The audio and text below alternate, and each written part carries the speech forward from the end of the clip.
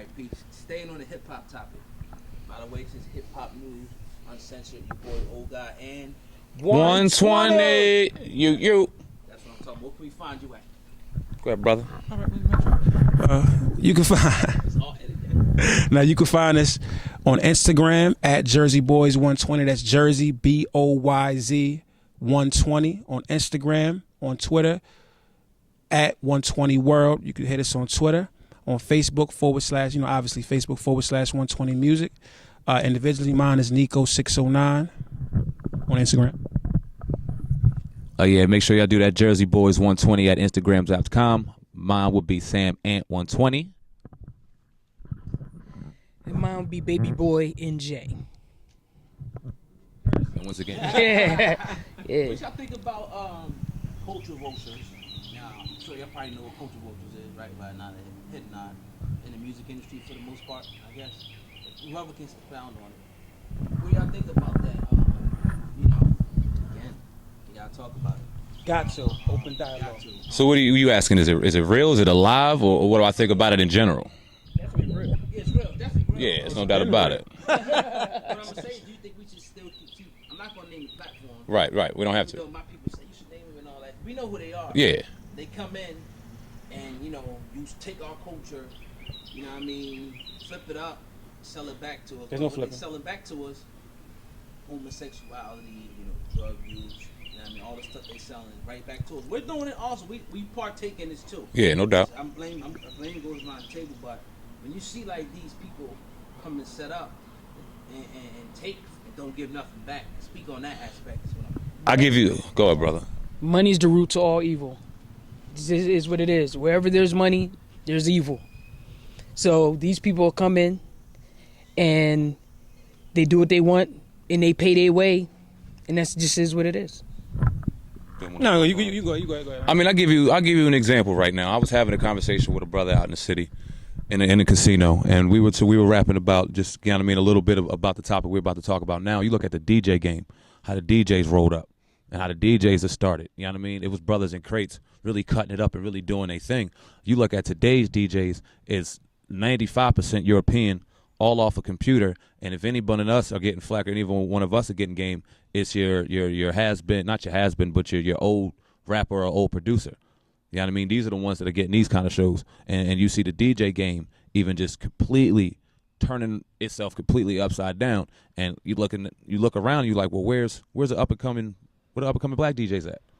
They completely wiped this out. You know what I mean? And this ain't the first thing they did. R&B. You know what I mean? I remember my brother sent me a couple things on YouTube yesterday about this brother out of the UK. I'm not going to mention the name, but the brother's killing it. But it is clearly just a direct take from R&B culture, black culture, and he's winning off of it. You know what I mean? But we go ahead and we do it, or we distribute it the same way, and it's not received the same way. I mean, this is why this is dope that we have the power of YouTube. This is dope that we have these kind of avenues that we could display our talent and do what we have to do on here, because there's no filter or no way for them to go, why don't you do it like this? Why don't you do it like this? Nah, we got it the way we want to do it. You feel me? So that's just my take on it. It's widespread. I even see people even copying what we do here. Like if I post a certain video of something, they think that's like the hot thing. So people always steal from us. You know what I mean? But where is a black man going into a Russian culture, and being a boy take, you know what I mean? Where is that? It's always but that's how we are. We're accepting of other people. There's nothing wrong with that, but a lot of times it's to our detriment. But I'll let you go, brother Nico. All right, yo. For years, we had a back and forth with calling what we do R&B, based off of where the terminology of R&B came from. They tell us it's rhythm and blues, but predating that, it was called the black charts. Predating that, it was called the race charts. And it was a time and point where white artists or big companies would go to the race charts to see what the poppin' record was, recut it, take it, and put it and mass produce it. You know what I'm saying? Think of it. Look at it this way. Look at James Brown. Well, not say James Brown. Look at Little Richard, rock and roll. Look at your James Brown, your Ella Fitzgerald, your Michael Jacksons, even your Boys to Men. What they do is they take from the I hate using just solely black, but I'm gonna say black and I'm gonna say urban. They take from our culture and our visions and our sound and they take it over there, and they'll be basic at it. They'll give you basic work, and it sells.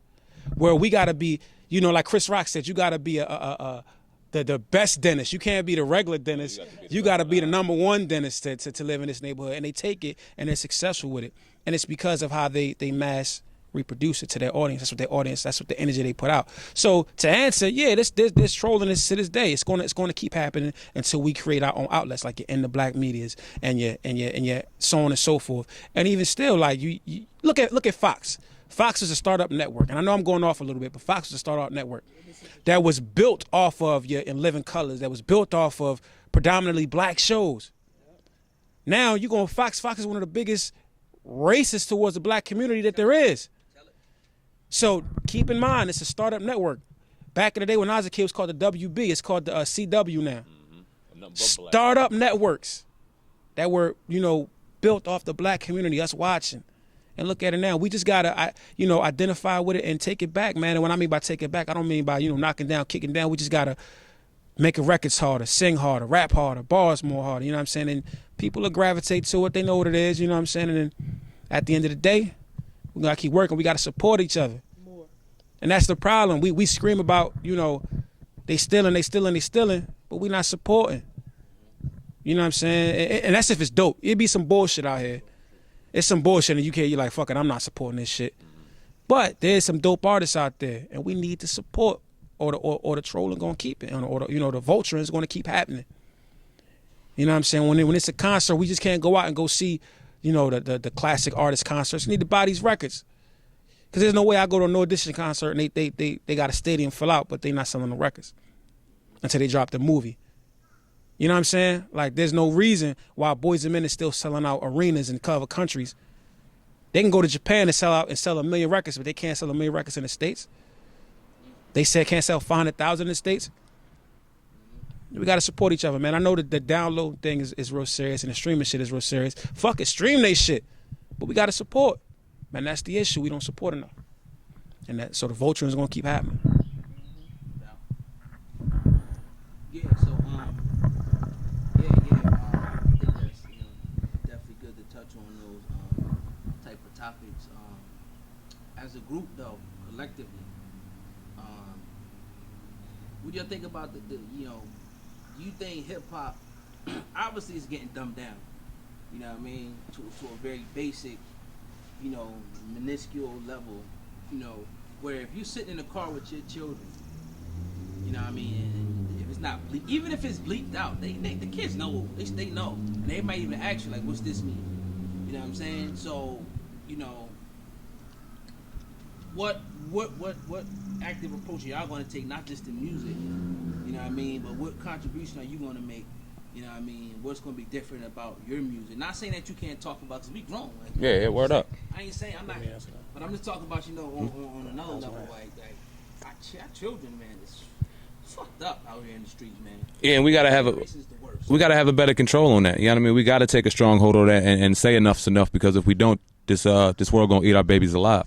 You know what I mean? 120's music may be subjective, yes, but we are never negative or never disrespecting anything. When we talk about, you know what I mean, women, and we talk about making love or having sex with women, we always are uplifting and talking about it in the right way, in a proper manner. You know what I'm saying? We ain't going against the grain or ever disrespecting. You know, we are grown men. We are going to talk about grown men shit, but at the end of the day, we're going to give it to you and display it to you in a way that it's up here uplifting our queens, uplifting our kings, and doing it in a respectful manner. Because this negative shit, it'll eat our babies alive. Sorry, bro. Yeah, we're not trying to reinvent the wheel. What we're trying to do is we're trying to tell our stories how we see it. To people that's in the mass, they can understand we go through shit. We go through shit as parents. We go through shit as men. Whether you're in a relationship or not in a relationship, we go through shit. So we're not trying to reinvent anything, but our actions will speak in volumes to these kids. You know what I'm saying? People like to use music as the catalyst for everything that's fucked up. When you got TV shows with people blowing their fucking brains out, kids can go on Facebook Live and watch a grown man get assassinated. They won't pull that shit down, but they'll fucking keep up the weirdo shit. They'll keep up a cop beating the fuck out, you know what I'm saying, a person. But they'll take down if you got motherfucking music streaming. Like, I got some motherfucking music that was my shit, that got pulled off of. I did a live the other day, and the shit got pulled off, and it was my music. for copyright shit, but I just watched an old man get banged in the chest, or I just watched a brother get killed in the car. Like that's where we need to attack it. That's where I keep from my kids. Like, y'all can't watch that shit, because you don't want to shelter your kids from the world. Because if not, then they have a false understanding of what's going on, a false perception, and then they out here fucked up even more. But like you said, this generation's fucked up, man, and it come from, it's literally 2 generations. It's our parents, us, and then them, and it's a disconnect from our parents to us and us to them. Have our youth, have they lost respect for the elders? Have the youth lost respect flat out? What I think it comes to us, it's our fault. Cause Did they lose respect, you think? they never had it.